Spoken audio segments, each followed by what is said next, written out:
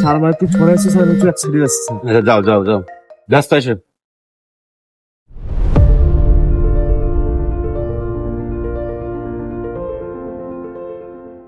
Hello বাবা, তুমি দেবে আসবে না?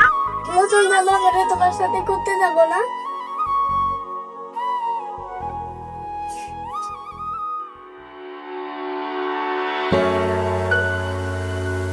কি খবর তুষার সাহেব, মন খারাপ কেন, চোখি বানে কেন, কি আছে? না তেমন খুবই না স্যার। স্যার বলতেছি স্যার, আজকে দিন পর স্যার কালকে ঈদ স্যার। সবাই স্যার বাড়িতে যাচ্ছে স্যার, আমরা কি স্যার বাড়ি যেতে পারবো না স্যার? শোনো, হাজারো স্বপ্ন বাড়ি যায়, তো আমাদের স্বপ্ন বাড়ি যাবে না। টেনশন নিও না, এটা আমাদের ডিউটি, এটাই আমাদের কাজ। খাওয়ার আগে আমাদের জনগণ। চলেন স্যার, আমরা ডিউটি করি। আচ্ছা চলো।